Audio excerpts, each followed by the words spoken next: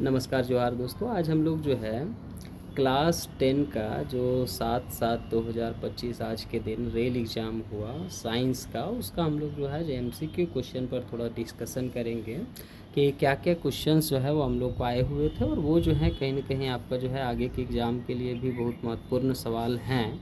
तो इनको एक बार हम लोग जो है वो डिस्कस करते हैं, ठीक है। तो आप लोग देख पाइएगा कि सेक्शन ए जो है ये हम लोग का, ये आपका जो है एमसीक्यू क्वेश्चन का आपका जो है वो ग्रुप है। इसमें 6 क्वेश्चन आपको टोटल जो है वो पूछे जाते हैं, ठीक है। तो सभी 6 प्रश्न जो है वो आपका 1-1 मार्क्स के होते हैं। ऊपर में आपका इंडिकेशन दिया हुआ है।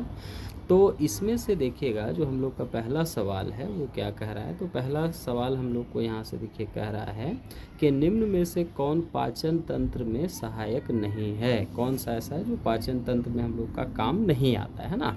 तो ऑप्शन थे अमाशय, अग्नाशय, यकृत और वृक्क। तो इसमें से जो सही आंसर हम लोग का होगा ये ऑप्शन नंबर आपका डी होगा, वृक्क, है ना। ये जो है ये आपका जो है हम लोग का पाचन तंत्र का एक जो है वो सहायक अंग नहीं है, ठीक है। तो इसका सही ऑप्शन होगा डी। इसके बाद देखिएगा जो सेकेंड क्वेश्चन है इसमें कह रहा है पौधे, जल और खनिजों को किस ऊतक के द्वारा स्थानांतरित किया जाता है ना। कौन सा ऊतक है जिससे हम लोग इसको जो है एक जगह से दूसरे जगह जो है वो ले जाते हैं ना। तो कुछ ऑप्शन थे इसमें देखिएगा, फ्लोएम था, जाइलम था, बिफिजोतक था, पैरेन्काइमा था। इस टाइप से आपको जो है 4 ऑप्शन इसमें दिए गए थे, ठीक है। तो इसमें अगर आप देखिएगा तो ये जो आपका ऑप्शन है आपका जाइलम, ये आपका जो है इसमें सही ऑप्शन है, क्योंकि जो जाइलम होता है इसी के द्वारा जो है जल और खनिज लवण जो होते हैं उनको हम लोग जो है वो एक जगह से दूसरे जगह जो है वो आपका पहुंचाने ले जाने का आपका जो है काम पौधों में किया जाता है। तो सेकेंड का आंसर होगा आप लोग का जाइलम, ठीक है। अब इसी में अगर हम लोग थोड़ा देखें कि तीसरा सवाल क्या आया हुआ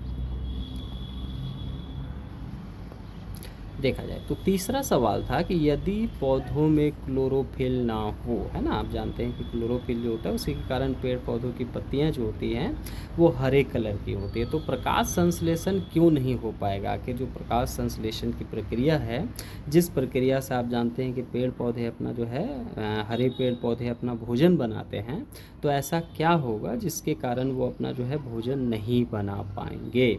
तो पहला ऑप्शन आपके पास देखिएगा कि क्योंकि क्लोरोफिल जल को अवशोषित करता है, इस तरह से दिया हुआ है। दूसरा कह रहा है क्योंकि क्लोरोफिल कार्बन डाइऑक्साइड को परिवर्तित करता है, इसलिए नहीं हो पाएगा।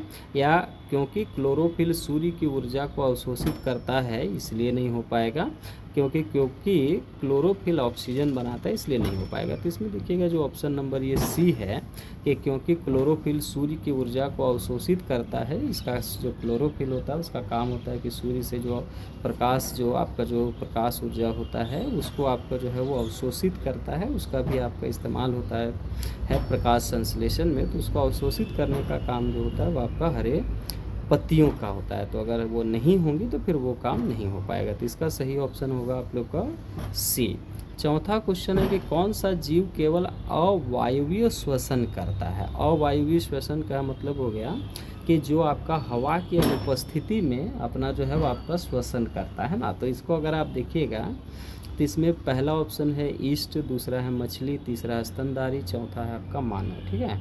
तो इसमें आप तो जो है समझ सकते होंगे मछली, स्तनधारी जीव और मानव जो होते हैं कहीं ना कहीं आपका वायु ऑक्सीजन जो है कि उपस्थिति में श्वसन करते हैं। ये जो आपका ऑप्शन नंबर ए दिया हुआ है ईस्ट, ये जो होते हैं ये अवायवीय श्वसन कर सकते हैं, ये बिना हवा के भी श्वसन कर सकते हैं। इनको जो है एब्सेंस ऑफ एयर में श्वसन कर सकते हैं। अगला क्वेश्चन है देखिएगा, मनुष्यों में रक्त परिसंचरण की दिशा कितनी बार हृदय से गुजरती है।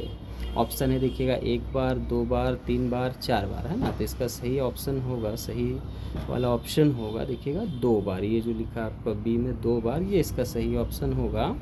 क्योंकि एक बार वहाँ जो है वो आपका जो है हृदय में आता है, फिर उसके बाद दूसरे अंगों में वो पहुँचता है। तो इस तरह से देखिएगा कि 2 बार उसको जो है हृदय से गुजरना होता है, ठीक है। इसके बाद देखिएगा छठा जो सवाल है कि मनुष्यों में नाइट्रोजन युक्त अपशिष्ट किस रूप में बाहर निकलता है ना। तो नाइट्रोजन युक्त अपशिष्ट जो है वो आपका यूरिया के रूप में बाहर निकलता है, अमोनिया के रूप में निकलता है, यूरिक अम्ल के रूप में निकलता है, सल्फेट के रूप में निकलता है। इस तरह से देखिएगा आपके पास 4 ऑप्शन हैं तो इसमें जो सही ऑप्शन होगा ये आपका जो होगा यूरिया होगा। यूरिया के रूप में ये जो है वो आपका बाहर निकलता है ना। तो ये जो है इस एग्ज़ाम में आए हुए कुछ महत्वपूर्ण आपका जो है MCQ क्वेश्चन थे। इन्हें आप लोग जो है आगे के लिए भी याद रखिएगा, क्योंकि ये आगे भी आपको एग्ज़ाम में पूछे जाते हैं, पूछे जा सकते हैं। धन्यवाद।